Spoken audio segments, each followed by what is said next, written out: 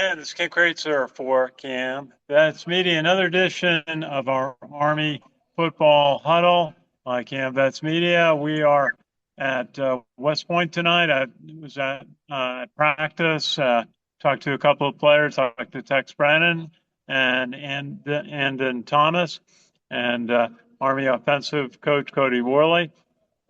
They're all getting set to go out to Colorado on Thursday and play the Air Force Academy on Saturday. So welcome. Thanks everybody for watching. Let me introduce our team. Let's start with Chuck Donegan's out of Long Island. How you doing, Ken? Good to be Hey, here. Chuck. And we've got Richard Miller calling in from Palm Beach, Florida. Hi, Ken. Nice to be here. I'm looking forward to Air Force Week. Okay, good to see you. And calling it from New York, we've got Curtis Harris. Curtis, how are you? Hey, good, Ken. Thanks for having me. Oh, pleasure. Good to see you. And calling in from Huntsville, Alabama, the Beat Navy studio, Colonel Sam Houston, member of the class of West Point '87. Colonel, how are you tonight? Ready to rumble. Go Army. Beat Air Force. That's right. And from Minnesota, we have our producer getting us on the air, and that's Stephanie Zachary. Stephanie, thank you. Good to see you. Good to be here, Ken. Okay, well, we've got a special guest calling in a few minutes, and that is the 61st Superintendent of the United States Military Academy, Lieutenant General Steve Gilland. I was actually just chatting with him at practice. He often comes by, and we're talking about some of the Air Force games. He's looking forward to chatting with us. Very special opportunity. But meanwhile, we'll start getting set to talk about the Air Force game. And Army is coming in off a loss to Tulane, game that Army was leading with just 2 minutes left, and Air Force was able to score 2 touchdowns in the last 154 of the game. But they put that behind them, and will take a record of 3-4 into the Air Force game. The Falcons are 2-5 on the season. They've got wins over opening day Bucknell, and most recently, their last outing, 24-21, they beat Wyoming. But in between, they lost 5 straight at Utah State, Boise State, Hawaii at Navy, 34-31, at UNLV, 51-48, and then got the win against Wyoming. Why don't we go to, let's get Sam Houston's opening remarks. And Sam, how do you think the team is coming off the Tulane game? How do you think they are set preparing to play Air Force on Saturday? There were 2 things the team really needed to be able to do right away going into the bye week and preparing for Air Force, which of course is leg 1 of the CIC trophy for Army. Air Force already lost earlier this season to Navy, so they're playing spoiler. But the first thing that Army needed to do was completely put the Tulane game out of their minds. That was a very difficult loss in a game that they had all of the momentum, dominated time of possession, had the lead, as you mentioned, with 2 minutes to go. And then there was a sequence of events in that final 2 minutes that just, for a normal team, without the proper mental preparation, that could be pretty much a defining moment of your season. So they needed to put that behind them immediately. The second thing they need to do is get healthy. There were some players that were out and have been out a while, such as Cody Harris-Miller. Reed did not play in the Tulane game for some reason. I don't know if he was suited up. There were a couple other nicks and dings that happened in the course of the game. All these people need to get healthy. As far as the game planning for Air Force, this is something that they do in preparation all year long.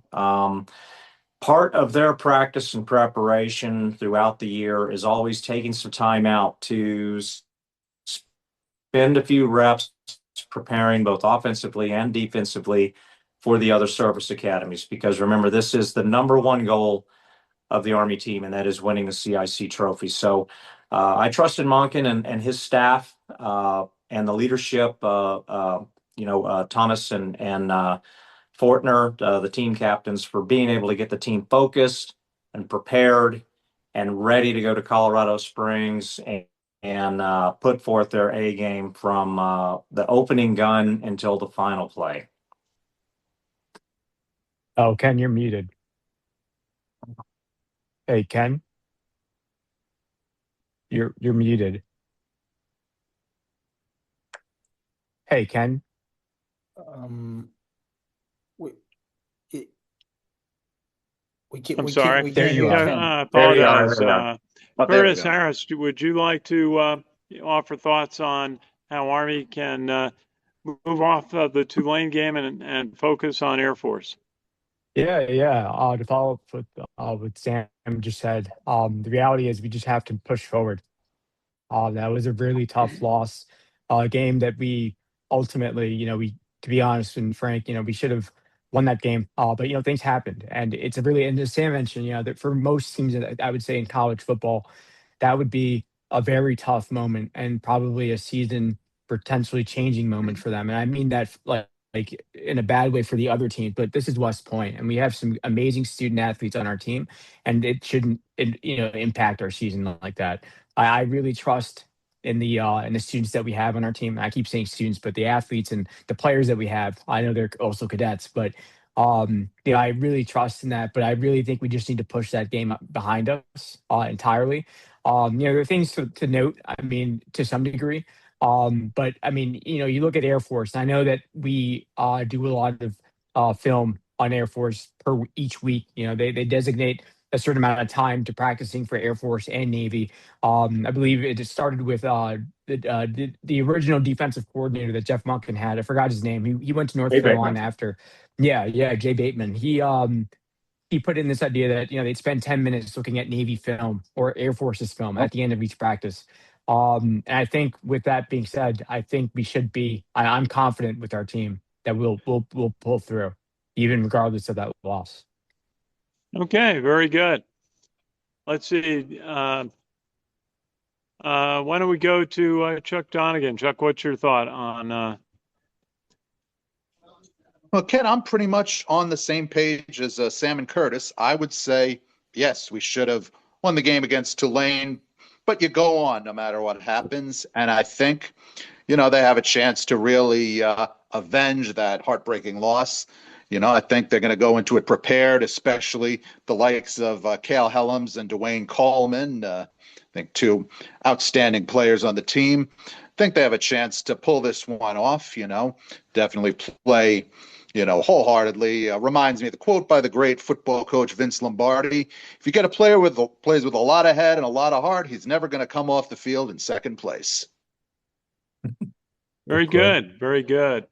And we're just waiting. We have a special guest tonight, the 61st Superintendent of the United States Military Academy, Lieutenant General Steve Gilland, will be joining us in just a moment. And why don't we go to Richard Miller for just a second? And Richard, what games in college football, one or two games stood out to you last weekend?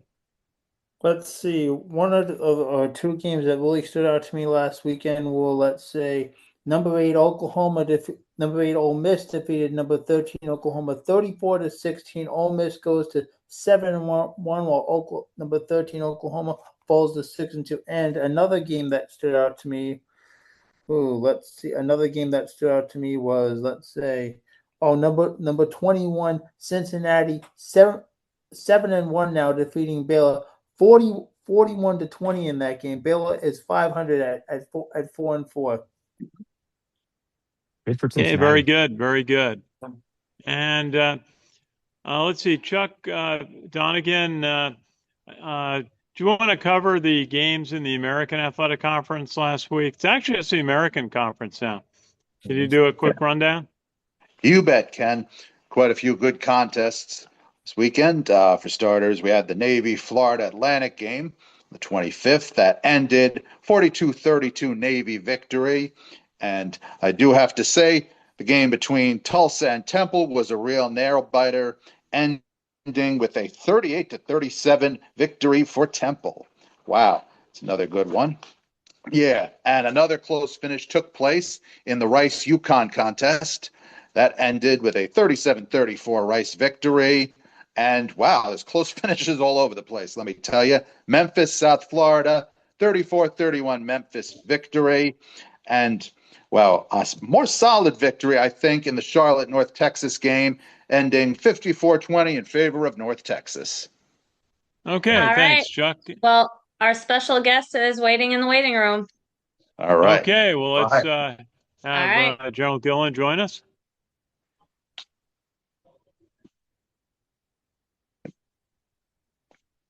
Okay, do we have Lieutenant General Gilland on the line?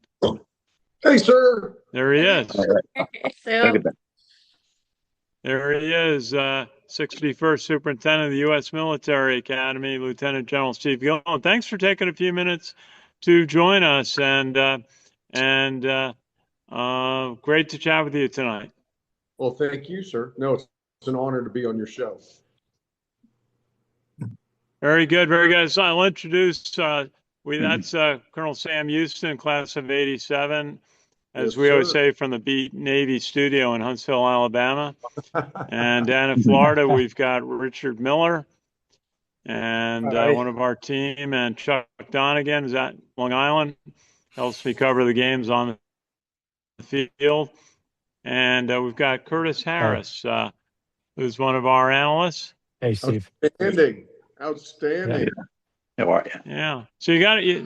So, and we've got our producer. I think you've talked to Stephanie Zachary, gets us on the line. She's out in Minnesota. We're all over the country on this, Oh my and goodness. it's fun. Right. So, General, what's it like to when you get into one of the weeks where your team is going to go out and play another service academy, and this time it's going to be going out to play at the Air Force Academy? What's it like for you? Well, first of all, it's an honor to be on the show here, and quite honestly, for all you out there that participate and put this together, we just thank you. And having the opportunity to come to you from quarters 100 specifically and join in for a few minutes is really pretty cool. As I do follow different Facebook sites and so forth, Curtis always provides some excellent analysis on Sunday and Monday post game. Now, with regards to heading out to Air Force, I tell you, it's exciting. We've had a pretty good streak going against Air Force here, despite the fact that a couple of losses down in Dallas, always tight games.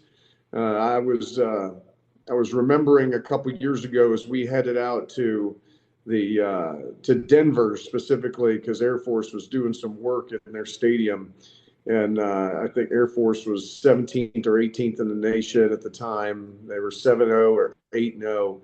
I think 17-point favorites, and we went in and dominated them, and it was, I think it was 20-3 was the final score or something like that, or Yeah. That was a great game out in Denver 2 years ago. Rice and Daly really played well. The team had a few disappointing outings just before it, but they used the Air Force game, a strong performance, to win out the rest of their season and have a terrific victory over Navy up in Foxborough. So, yeah, that was a pretty good day on Denver 2 years ago. What was it like for you? I mean, remember the week before we had lost to UMass here, and UMass at the time, I think they were like 135th out of 134 FBS schools, if I remember right. Like, we weren't in a good spot, and we knew it. We had the talent, but we just hadn't been able to put it together. And going out to Air Force and playing them, which again, ranked team, undefeated, had been putting points on the board. And what it did was it forced us to really focus, and as they say today, lock in. And I would submit that game was won entirely because of the practice and preparation that the team put in, on starting on Sunday after that UMass loss and going all the way into kickoff and through 4 quarters of just, sheer will and desire. So it was, so from a personal and professional standpoint, being out in Broncos Stadium, it was pretty awesome because, again, I'm not sure that anybody really gave us a chance. Mhm. And a talented team, we knew we were 2-6. And, if you recall, that was a turning point. We were able to, run off 4 straight wins from there. We weren't fortunate enough to get to a bowl game, but, then and then led into last season with confidence and so forth. Where we're sitting right now, with 3-4, and all you folks know that, we're a handful of plays away from really being a legitimate 5-1. But Absolutely. we're not. We're 3-4 with 2 overtime losses. We played some really good competition. The American Conference is tough. Just when you look at it, it's a tough conference to be in. We knew that 2 years ago when we signed up for it. We said, "Hey, we're not here to just compete. We're here to win." And that's because that's what's in our DNA at Army. Very good, sir. Let's have some of our team get a chance to ask you a question. Curtis, you're up. Why don't you go first? So I guess, yeah, in terms of the American Conference, when it came to joining the conference itself, how did that initially start? Did the American Conference reach out to West Point and say, "Hey, we have a spot and we'd love to have you a part of our conference"? Or was it you guys reached out and said, I know for a long time, obviously, we had been independent. We were in Conference USA. Prior to that, I think it was from like 2001 to 2008. I think when we had Rich Ellerson or something around that time, we became independent again. Do you mind if you could walk me through that process, if you know of it, if you know how that process kind of went down? And I'm happy I love that we're in the American, by the way. I just was always curious about that. Well, remember that Conference USA time was a time that we not only have you forgotten, Curtis, but we all want to forget. Okay. Yeah, we want to forget that. And the reason I say that because that was some scar tissue as we looked at the American Conference. It really was. So as I look back, it was the summer of 23, but really I'd gotten here in the summer of 22, and there was some discussion about joining the American, and I really think Mike Buddy with the American Conference, they were the ones that were the I will call it the originators of let's have a discussion. But what did that all stem from? It stemmed from this increasingly competitive college football environment or space, domain, whatever you want to call it, that as we saw conferences starting to come together or disband, fracture, and picking up new teams. And it was really about competition. How do you schedule the competition that we need to be scheduling? And that was really, as you think about the premise for how do we see the future playing out? Because as we think about the conference, people, if you got 8 to 10 conference football games, you only got to come up with a handful of non-conference games. And for us, Air Force and Navy being a non-conference game, that's 2 guaranteed right there. You got to come up with 2 other, games for a while now. We've been trying to get a Power 4 team in there. It's great from a branding perspective. It gets us out across the nation. And quite honestly, we have played very, very tough teams, and we've played them well. Now, outside the LSU team, a couple seasons back, But you look at K-State this year, go back to Michigan in Michigan, 19, yeah, go Oklahoma, back, Wisconsin, Oklahoma. I mean, Ohio State in 17. yeah, And granted, we lost Ohio State. I think it was 33 to 17 or 20 or something. 17. Sure Yeah, was. It was in the first half.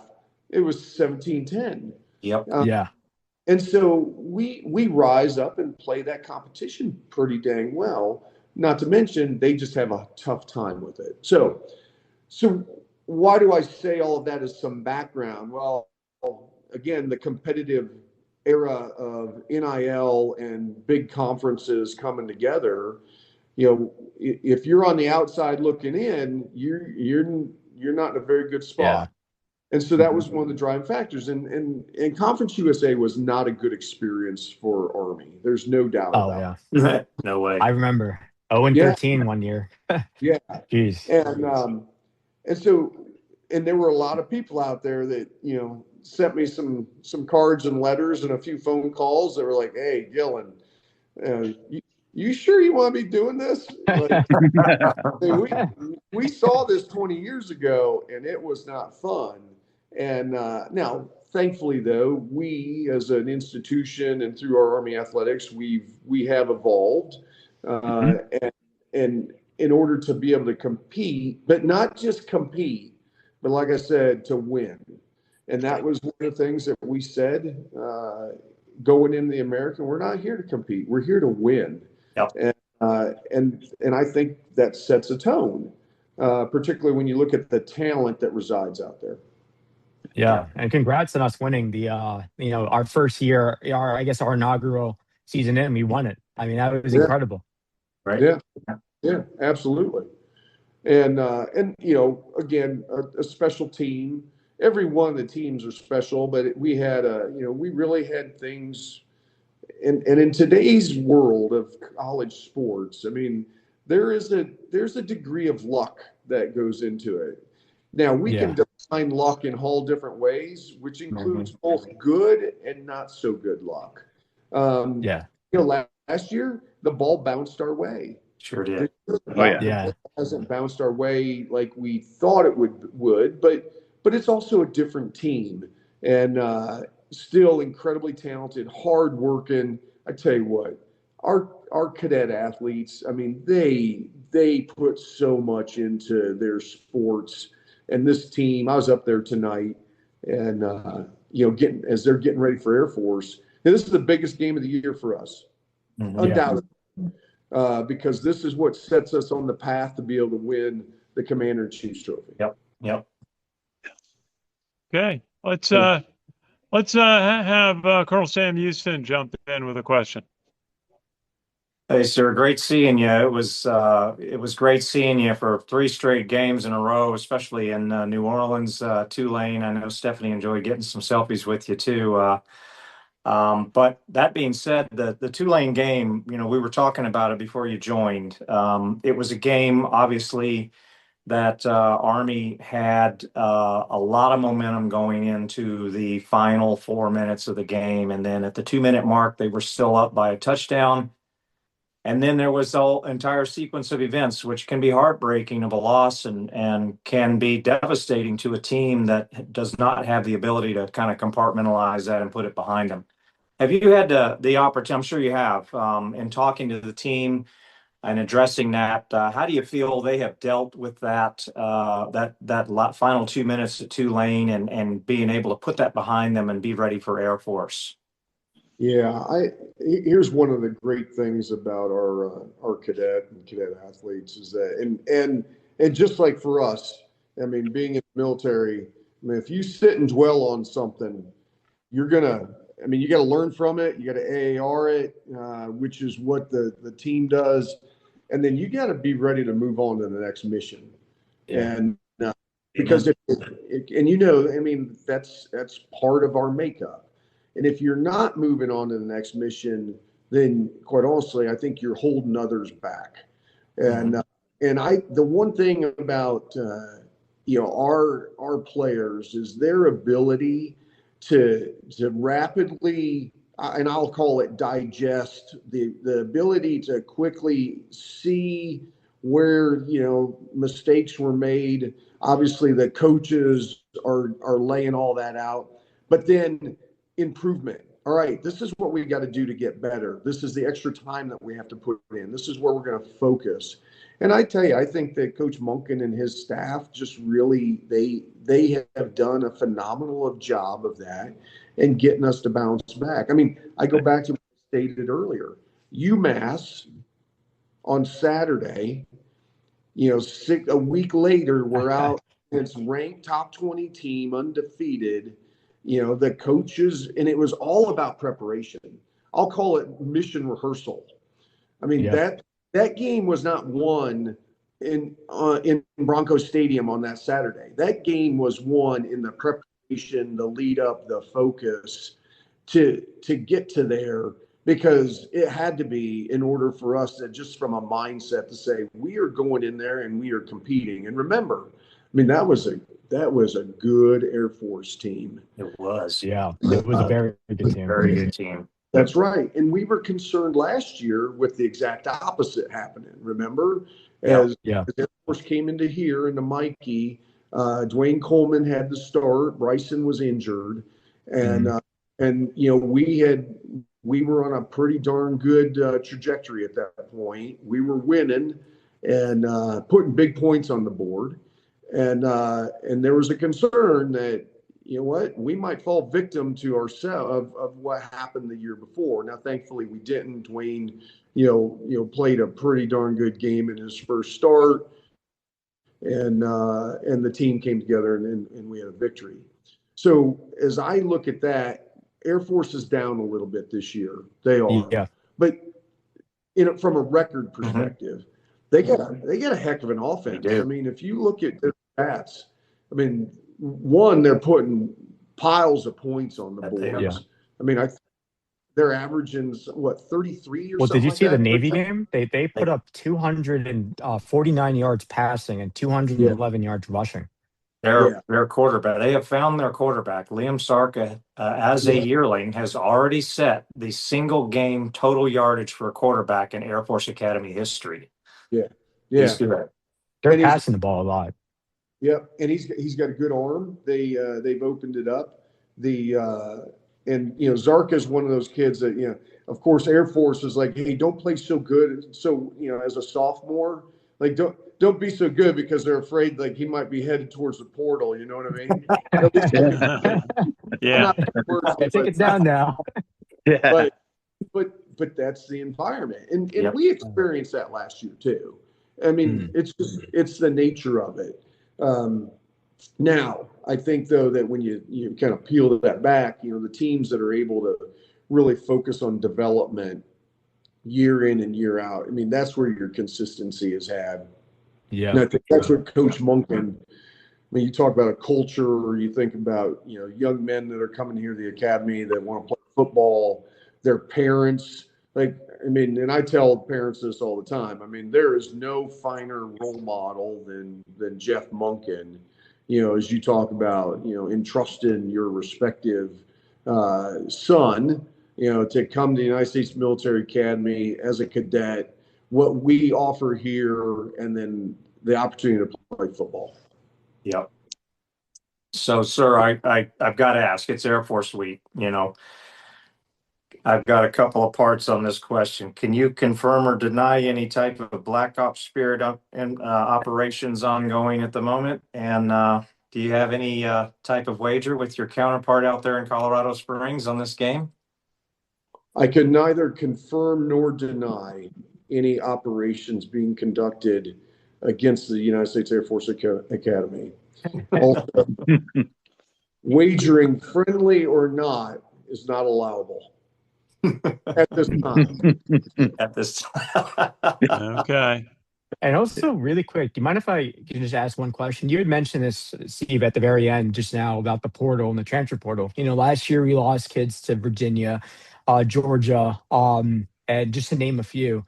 I think I forgot the kid who went to Georgia. He was a 4-star coming out of high school. We got him Yes, yes.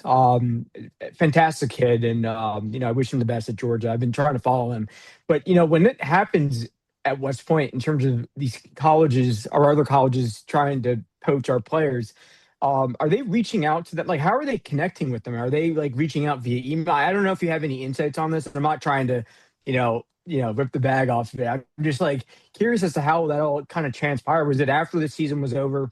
They kind of took a step back and looked at it, or was it like throughout the season? Because I just remember our running back, he went to Arizona State and he made the decision right after the Army Navy game. I don't discredit him for his decision. I wish him the best. I love these kids no matter where they go. Yeah. But go ahead. Yeah, yeah, no, Curtis. I mean, well, first of all, I mean, I wouldn't put it in terms of poaching or stealing or anything like that. That's the nature of That's the new college. nature. Yeah, and there's a lot of people that don't like it, but I mean, we talk about as we think about for our cadets. I mean, you got to be able to adapt. You got to adapt your environment, and the environment has changed. Therefore, how do we, as an institution, adapt respectively? I think that there's a number of ways that what you see, not only through individuals, mom and dad, coaches. Heck, I even think it's your respective friend network, even that, if someone's got a friend that's at one of those teams, they're like, hey, coach, I know a really good outside linebacker. I know a pretty darn good running back that I think would be a good fit here. And particularly when you think about, coming to Army and playing, here's what you're going to get. I mean, you're going to get a kid, or I shouldn't say kid because they're not, a young man or a young woman if it's in one of the other sports, because this is applicable to all. I mean, you're going to get a young person that is like, hey, like they got these things, these qualities called work ethic, the ability to put in effort, the ability to listen. Like, they're coachable, they're trainable. Why? Because that's the environment they're in. I would submit that they also have a pretty good dose of humility by virtue of the system that is here and the structure that they are exposed to. And those are all really good qualities of people you want to have on a team. And so when you take that and you think about the culture from here again on any of our Army teams, I always say, hey, look, you may be out talented, but you better not be out efforted, outworked, or out hustled. Whether it's on the field, on the court, in the pool, whatever it may be. We may not win. I got that.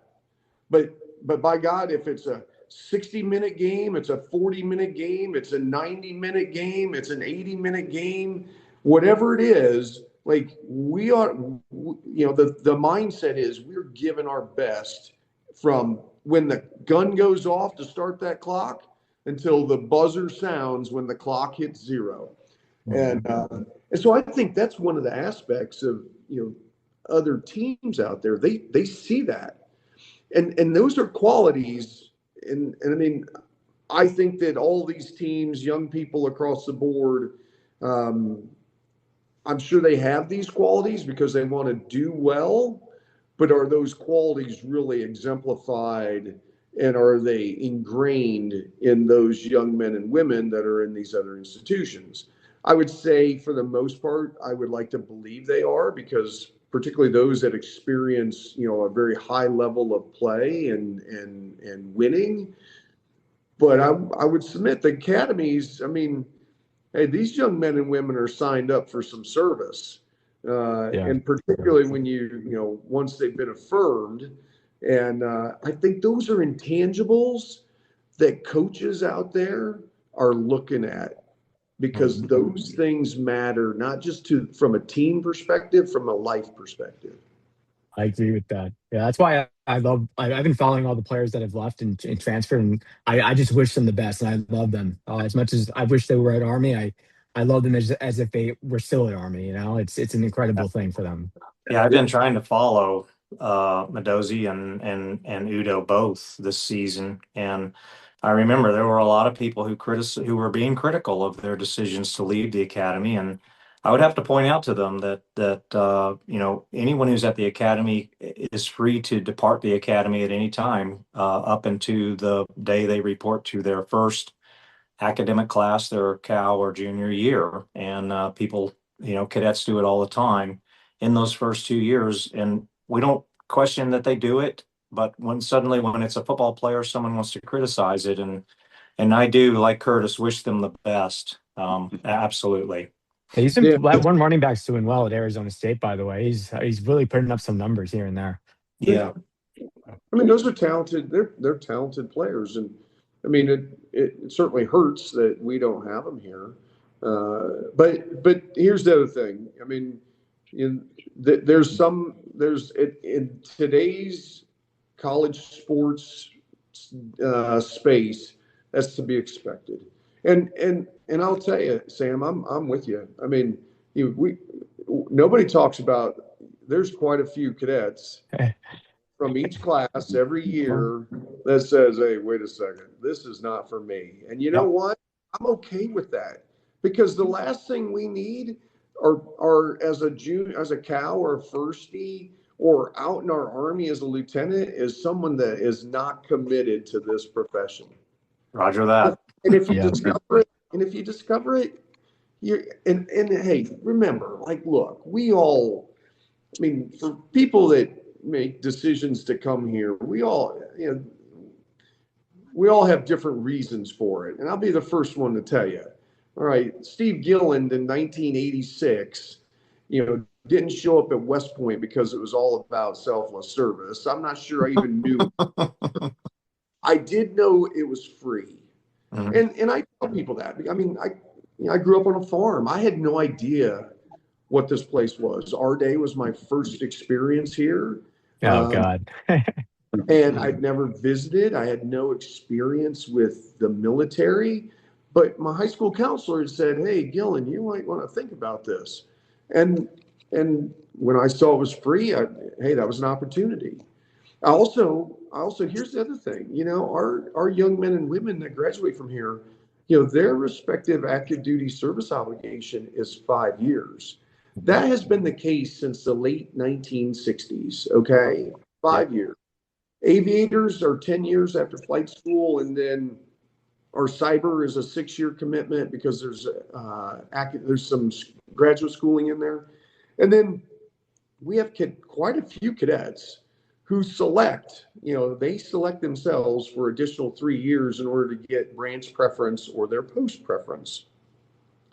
I'll be the first one to tell you, I'm not sure I've been signing up for 3 years extra for branch or post.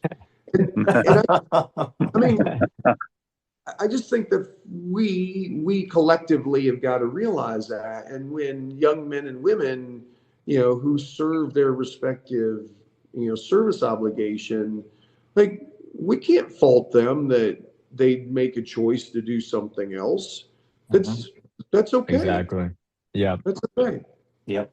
And they're young, Hey, General Gillen, how are you on time? You have a few more minutes for us? I'm good. Yeah, I'm good. So I feel like, holy cow, 30 minutes burned by here.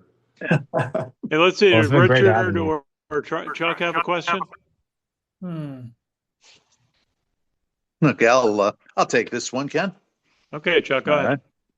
Yeah, Superintendent, I was wondering, obviously, we've seen a lot of highs and lows for Black Knights football over the years. Are there any errors that particularly stand out in your mind? Any errors? Errors. Yeah, errors. Like errors of time. Time periods. Oh, errors. I'm sorry. Time periods. Errors. Yes. I'll tell you what, there's been a couple of fumbles on the 1 yard line that have stood out. Let's start naming names. Yeah. So I will tell you. I mean, you talk about errors, and my respective time associated with Army football as a cadet, we were 3-1 against Navy, 86 to 89. I didn't go to another Army football game literally for over 20 years because I was off in the Army doing other stuff, and life kind of got involved there, kids and deployments and so forth. But I will tell you, as we went through that spell in the the early 2000s, leading into 20, really to 2015, 16, and we hired coach in late 13. He had work to do, but my time as the commandant, the 17-18 season, couple bowl wins. I mean, we went to Dallas and we crushed Houston. Yep. 72-14. 70-14. Yep. I mean, Yeah. I did so many push-ups that day. So many push-ups. That's right. It was Like, oh my God. And, we also played San Diego State in a bowl. Yes. Yeah, in the bowl game. They had that great running back too. One of the greatest bowl games I've been to. I mean, their running back, I forget his name. Penny. Yeah, he ended up going to the NFL. He was a second-round pick. Yeah, Rashad Penny, yeah. Rashad Penny. Seahawks. He reminded me of Derrick Henry, who came out of Alabama. Yes. Alabama. Yes. Yeah. I mean, when that cat lined up in the I formation, our defensive linemen were smaller than him, but in the end, we beat San Diego State. We sure did. And so when I look at that, and I look at what our team has done, over the past 3 years, of course, you think about the eras. I mean, those are hard to beat. I mean, a couple of Commander Chiefs trophies in there. I just think, when you look at Coach Monken, and I mean, and I got it, Jim Young era in the 80s. In the 80s. Early 90s, pretty powerful. And then Wishbone offense. Yeah, you got to go back to the really the 40s and 50s, really. Yeah. And that was a different time frame. It was definitely.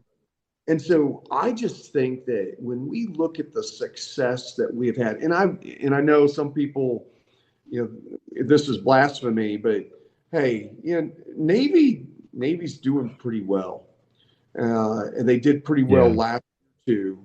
Yes, and the fact is that when we look at the academies and competing at the level that we're competing against, if you boil down to analytics, that should not be happening.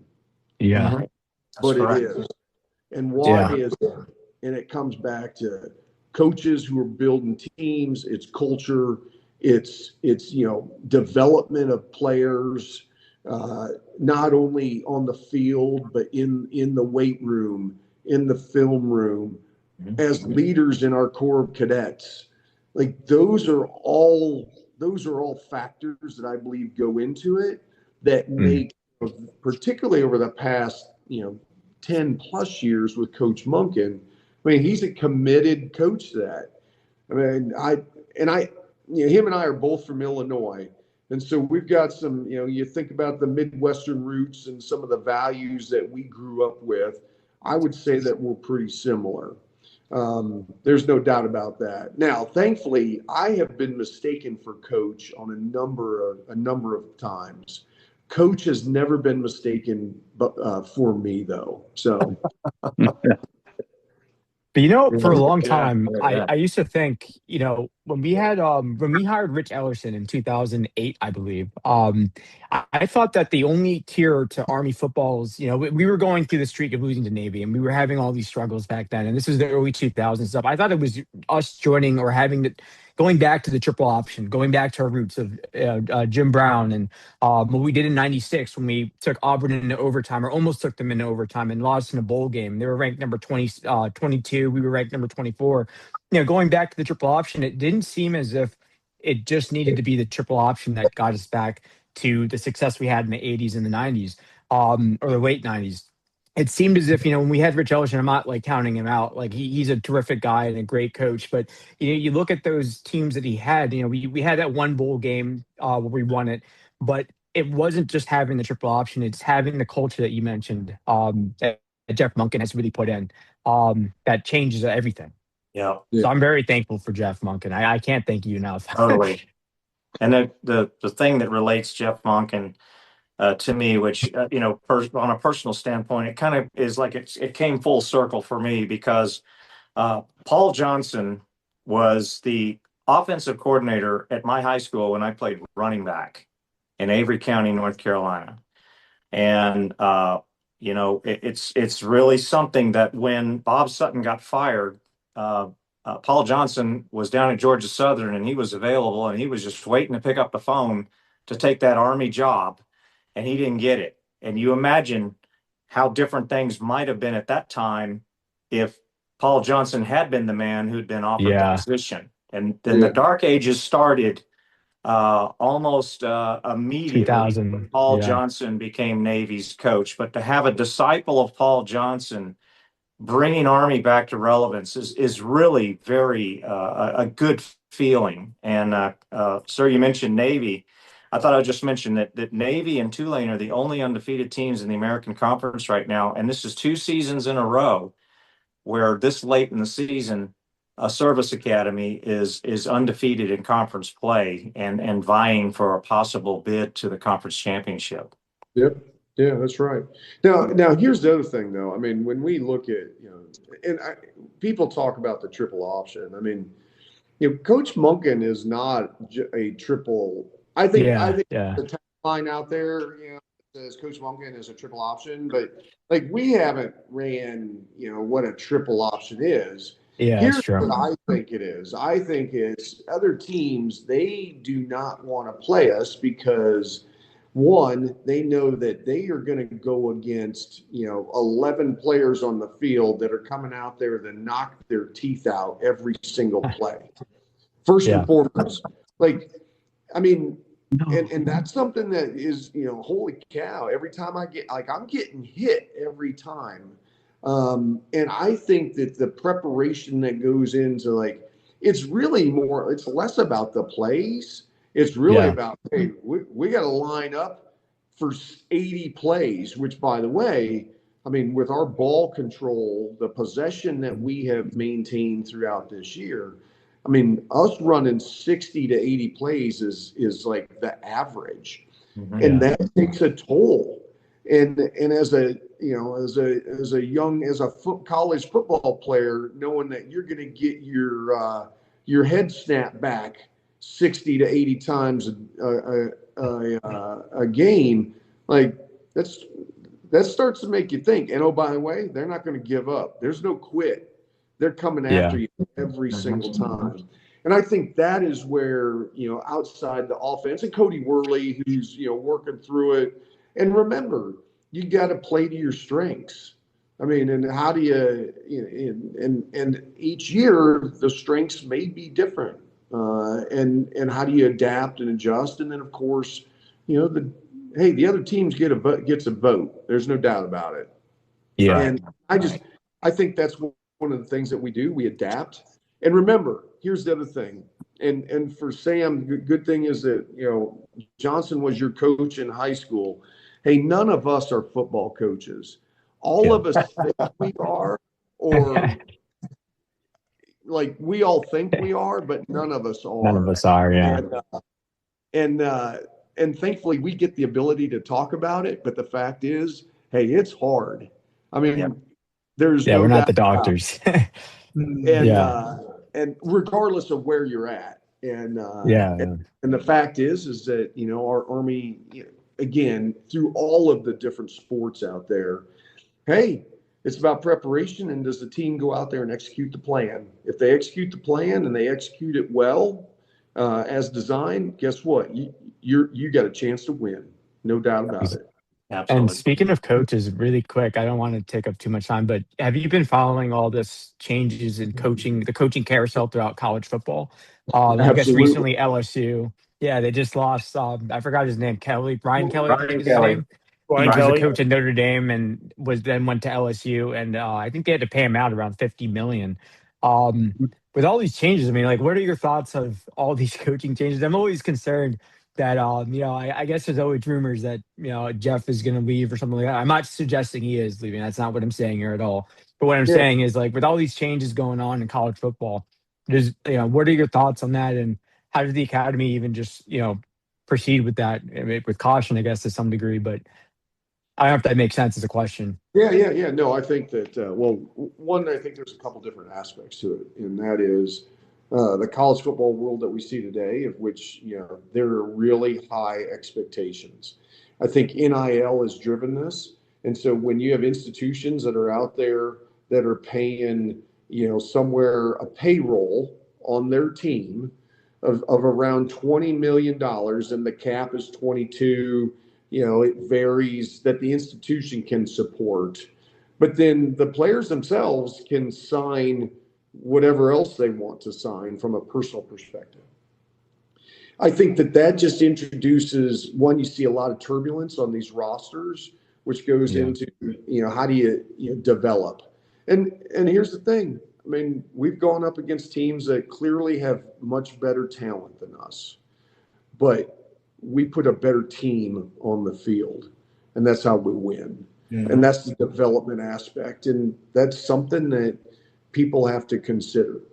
Now, I also think, though, that all of those, specifically the money, I mean, there's an expectation that coaches are going to win.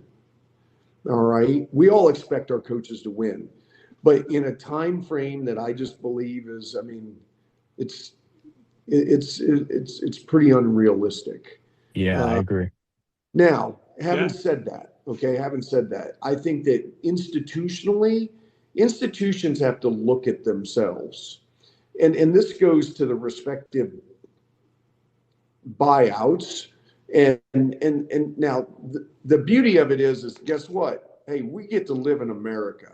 All right. We get to be citizens of the United States, which means, we have the freedoms to do all kinds of different things. And one of the freedoms is, guess what? In this type of, in a capitalistic society, you get to sign your contract. You get to negotiate it.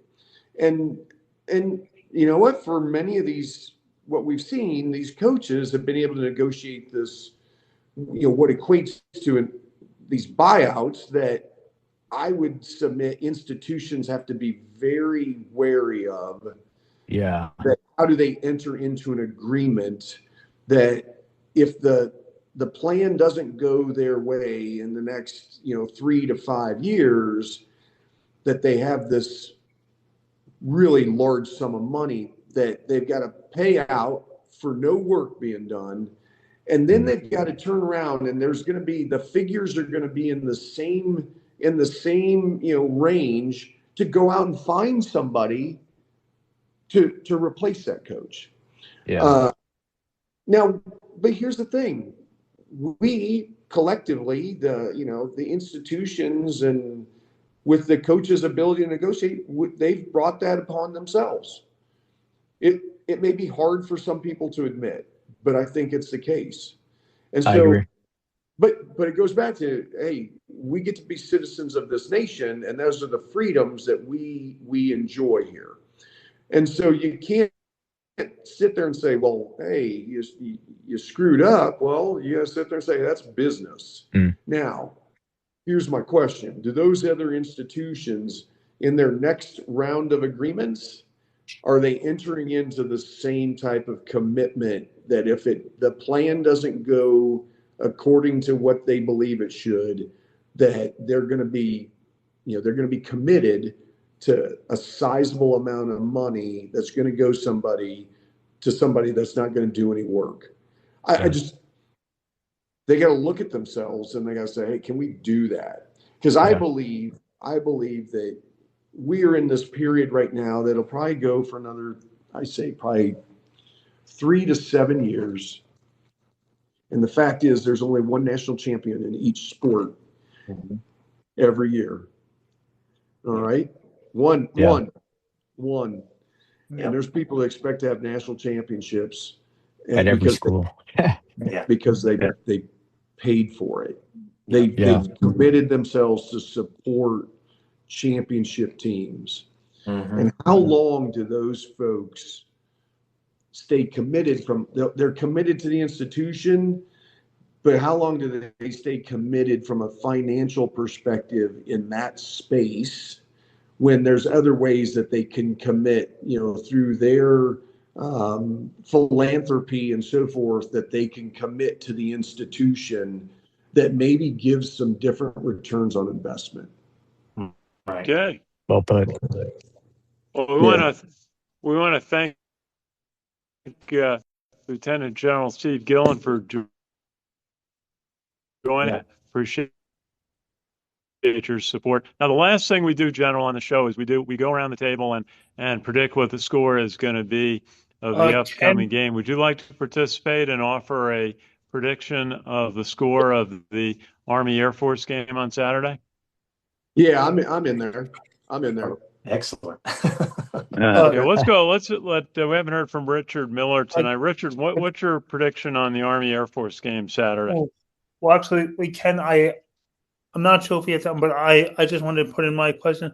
I just wanted to get his thoughts. What are your thoughts on the transfer portal? Yeah. Well, I do think that the portal getting shifted to the January timeframe is good. Very good. Very good. I think it is. I think that helps because what it does is it buys a little time for institutions to have some conversations with young men and women that may be deciding to go elsewhere after the season. For us, there's one portal here. It's called the admissions portal.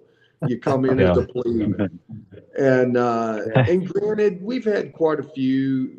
Over the years, there's folks that have gone to the portal, but in the end, the number of them that were contributors as plebes or as yearlings is pretty small. Yeah. What we saw last year specifically with 3 of our players is that they were significant contributors, and it hurt, but you know what? We got other people that are willing to step up and fill those shoes. Absolutely. Exactly. Okay. So, Richard, what's your score? What's your prediction on the Army Air Force game Saturday? The Army Air Force game. This is going to be. I think this is going to be a good day for Army. I expect it to be a good game. I'm going to go in the framework of 31-24 Army. 31-24 Army. Thank you, Richard. And let's go to Chuck Donegan. Chuck, what's your prediction on the game? Yeah, I think it's going to be a pretty good one. I think it'll end with a 28-14 Army. 28-14 Army. Thank you, Chuck. And let's see. Let's go to Sam Houston. Sam, what's your thought on the game? Yep, same formula that's got to work every year against Air Force. Army's defensive line has got to put the Jacob brake on the diesel, which is what Air Force calls their offensive line, put a stop to their running game. They got to stop Liam Sarka, and they got to take advantage of Air Force's very young defense. Air Force has 3 plebes that are starting in their defensive secondary right now. Yep. I believe Army is going to get it done. I trust in Monken, and I always have, and I always will. And I believe it's going to be another kind of low-scoring affair, but I'm going to put it at 21-14 Army. 21-14 Army from Colonel Sam Houston. Stephanie, what's your score on the game? Go ahead, Stephanie. Hey, Stephanie. Stephanie, can you hear us? I don't think she can hear us. Let me check. Curtis, you go ahead. I muted myself. Oh, there she is. There she is. I think it's going to be a close game. I would predict it to be a 7-point game in Army's favor. So I am thinking more along the lines of UTSA scoring the 29-24 or the or another one that I seen that was pretty close. Okay, so your prediction, Stephanie, is 29-24 Army? Yes. Okay, very good. Thank you. Curtis Harris, please Yes. go ahead. So I actually posted a prediction and analysis earlier on the internet, but my assessment is that I think Air Force, given that they have such offensive capabilities when they've shown the potential to have it in certain games. I think it could potentially be a high scoring game, and for this high scoring game for a service academy game. So I think, or I predict the score to be Army 28, Air Force 23, with Air Force trying to come back and fighting back in the fourth and third quarter. But we need to get ahead early and fast. So 28-23 Army. Okay, and now let's go to Lieutenant General Steve Gilland joining us today. General, how do you see this game going? What do you see as a final score? Oh, I think it's going to be offensive showdown, quite honestly. I'm going to go 38-31 Army. Air Force has been putting a pile of yards on and points. And now, but they've also given up a ton of yards and points, which is evident by their defense. Here's what we don't need. We don't need their defense to show up on Saturday. Okay. we need if they're playing what their defense has been doing throughout the year. I mean, we have the ability to put some points on. And here's the other thing. And despite the last game at Tulane, which we're all disappointed in. We moved that ball with a minute to go. We moved the ball down the field to give us a chance, and so the Army team can move that ball, and that's why I say 38-31. 38-31. Okay, thank you, sir. Ken, Stephanie did make mention in our chat that we do have one of our viewers who is watching us live, who has made a YouTube online prediction that we'll add, and that was for a 37-14 Army victory. 37-14. Do we know who that viewer was? Charlotte Durig. Charlotte. Okay, Charlotte. Very good. Thank you, Charlotte. Also, for watching. anyone notice the spread is going back and forth? I think Army opened up at 1.5, being our favorite, and then now it's back Air Force to 1.5. Air Force 1.5. Okay. I mean, the spread doesn't matter, but it doesn't matter. Doesn't matter. Screw it. I just think this game is going to be an opportunity for Army to control the ball, score, run some long drives. They had 2 80-yard drives against Tulane, and I'm going to go. I think the defense is going to hold down the Air Force. Nate Woody will, with his 2 linebackers, Andon Thomas and Caleb Fordner, will keep it down to 17. So I think I'm going to go for 31-17 as the final score in the game. Well, I just wanted to thank everyone, and in particular our special guest, Lieutenant General Steve Gilland, for joining us. General, any final thought on the night? Beat Air Force and beat Navy. Absolutely. Thank you, sir. We'll see you out in Colorado on Saturday. I just want to thank everybody here. We've got Curtis Harris, we've got Chuck Donegan, we've got Richard Miller, and we've got Stephanie and Colonel Sam Houston. Thank you all. And this is Ken Kreitzer for CaMMVetsMedia. We cover cadets, midship, and the military and veterans proudly since 2008. Thank you all for watching. Take care. Beat Thank Navy. you guys. Beat Air Force. Beat Air Force in Colorado. Okay.